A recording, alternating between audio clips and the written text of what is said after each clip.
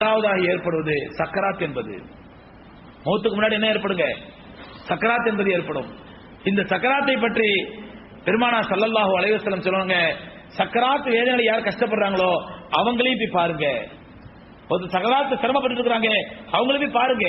பார்க்கும் பொழுதுதான் ஆஹா எவ்வளவு சக்கராத் வேதனை பண்றாங்க, ரப்பே நாளைக்கு எனக்கு இதே நிலைமை தானே, நானும் இப்படித்தான சக்கராத்துல வேதனைப்படுவேன், யா அல்லாஹ் என்ன சக்கராத்துல வேதனை காப்பாத்தி அல்லாஹ்னு சொல்லி அல்லாஹ்ட துஆ செய்யக்கூடிய மனநிலை வரும். அந்த சக்கராத்துல கஷ்டப்படுறவங்களை பார்க்கும் பொழுது குறைஞ்சபட்சம் அவங்களுக்கானே துஆ செய்வோம், யா அல்லாஹ் இவரோட சக்கராத்துல வேதனை லேசாக்கி அல்லாஹ், இவரோட சக்கராத்துல வேதனை குறைய அல்லாஹ்னு சொல்லி அவருக்காண்டியே துஆ செய்வோம். ஆகவே சக்கராத்துல இருக்கக்கூடியவங்க ரசூலுல்லாஹ் சொல்றாங்க போய் பாருங்க அப்படின்றாங்க. அடுத்தபடியா பெருமானார் ஸல்லல்லாஹு அலைஹி வஸல்லம் சொல்றாங்க, அல் மூமினு யமூத்து பி அரக்கில் ஜபீனி ஹயா மின் அல்லாஹ்.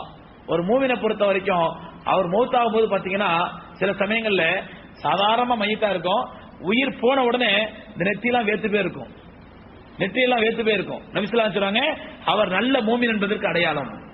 மௌத்தானவன யாரு நெத்தி வேர்க்கின்றதோ அவர் நல்ல மூமின் என்பதற்கு அடையாளம்.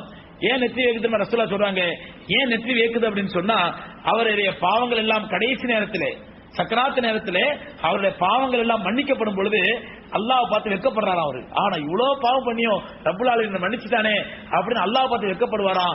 அந்த வெட்கத்தினால் அவருக்கு நெற்றியில வேர்வை ஏற்படுகிறது நபி ஸல்லல்லாஹு அலைஹி வஸல்லம் சொல்றாங்க. அப்ப ஒரு மூமினை பொறுத்தவரையிலே யமூத்து பி அரக்கில் ஜபீன், ஒரு மூமின் அவர் நெற்றியினுடைய வேர்வையை வைத்து அவர் மரணிக்கின்றார். ஹயா மின் அல்லாஹ், அல்லாஹ் பார்த்து வெட்கப்பட்டதுனால.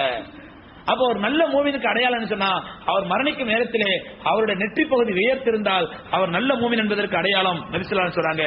அதே மாதிரி அன்னை ஆயிஷா ரலியல்லாஹு அல்லாஹ் ரப்பல் ஆலமீன் குர்ஆன்ல சொல்லும்போது சொல்றான், வஜாஅத் சக்கரத்துல் மௌத் பில் ஹக்கி, நிச்சயமாக மனிதர்களுக்கு சக்கராத்துல் மௌத் என்பது வந்தே தீரும் அல்லாஹ் சொல்றான். எந்த ஒரு மனிதனுக்கும் சக்கராத்துல் மௌத், மரணத்துடைய சக்கராத் சொன்னா அது சக்கரத் என்பதற்கு அரபியில போதைன்னு அர்த்தம். அந்த மரணத்துடைய போதை, போதைங்கன்னா ரொம்ப ஜாலியா என்ஜாய் பண்ற போதல்ல, அந்த வேதனையின் கூட போதிய மயக்கம், அந்த சக்கராத் என்பது மரணத்துடைய மயக்கம், அந்த மயக்கம் ஒவ்வொரு மனிதனுக்கும் வந்தே தீரும். அல்லாஹ் இன்னொரு ஆயத்தில் சொல்றான், கல்லா இதா பலகத்தி தராகை வகீல மன் ராக், அந்த உயிரானது தொண்டைக்குழியை அடைத்து அந்த தொண்டைக்குழிக்கு கர கர என்ற சட்டம் வரும் பொழுது சுத்தி இருக்கலாம் சொல்லுவாங்க, வகீல மன் ராக், இவருக்கு என்னாச்சு, யாராவது ஓதி ஊதுங்களேன், யாராவது ஓதி ஊதி உயிரை காப்பாத்துங்களே என்று சொல்வார்கள் அல்லாஹ் சொல்றான். ஆகவே அவருடைய உயிர் அவருடைய தொண்டைக்குழி அடைந்து விட்டால் அதற்கு பிறகு யாரும் என்ன ஓதி ஊதியோ அவருக்கு எந்த நன்மையை ஏற்படுத்த முடியாது ரப்பல் ஆலமீன் சொல்றான். அடுத்து நபி ஸல்லல்லாஹு அலைஹி வஸல்லம் சொல்றாங்க பாருங்க, ரசூலுல்லாஹி ஸல்லல்லாஹு அலைஹி வஸல்லம் அவருடைய சக்கராத் எப்படி இருந்துச்சு சொல்லி அன்னை ஆயிஷா ரலியல்லாஹு தஆலா சொல்றாங்க. ஏன்னா இன்னைக்கு மனிதர்களே புனிதர் கண்மணி நாயகம் ஸல்லல்லாஹு அலைஹி வஸல்லம் அல்லாஹ்வுடைய அவ்வளவு பெரிய உவப்புக்கும் அவ்வளவு பெரிய பிரியத்திற்கும் காரணமான பெருமானார் ஸல்லல்லாஹு அலைஹி வஸல்லம் அவங்களே சக்கரத்துல எவ்வளவு கஷ்டப்பட்டிருக்காங்க அப்படின்னு ஆயிஷா ரலியல்லாஹு தஆலா சொல்றாங்க. பெருமானார் ஸல்லல்லாஹு அலைஹி வஸல்லம் அவர்கள் என்னுடைய மடியில் படுத்திருக்கும் பொழுதுதான் அவர்கள் உயிர் பிரிஞ்சு மடியில படுத்திருக்கிறாங்க. அந்த நேரத்தில் ஒரு பாத்திரத்தை தண்ணி தோந்து கொண்டு வாங்கன்னு கேட்டாங்க. நாங்க தண்ணியை கொண்டு வச்சோம். அந்த பாத்திரத்துல ரசூலுல்லாஹி ரெண்டு கையை முக்கி அப்படியே முகத்தை தடவிப்பாங்க. தடவிக்கிட்டு லா இலாஹ இல்லல்லாஹ் இன்னலில் மௌத்த சக்கராத், லா இலாஹ இல்லல்லாஹ்னு சொல்லிட்டு நிச்சயமா மௌத்துக்கு இந்த வேதனை இருக்கின்றது, மௌத்துக்கு சக்கராத்து வேதனை இருக்குது, மௌத்துக்கும் ஒரு மயக்கம் இருக்குது அப்படின்னு சொல்லி பெருமானார் ஸல்லல்லாஹு அலைஹி வஸல்லம் தங்களுக்கு ஏற்பட்ட அந்த சக்கராத்து வேதனையை தணித்துக் கொள்வதற்காக ஈர துணி தண்ணியில கையை தொட்டு தொட்டு தங்களோட முகத்தை தடவிப்பாங்க.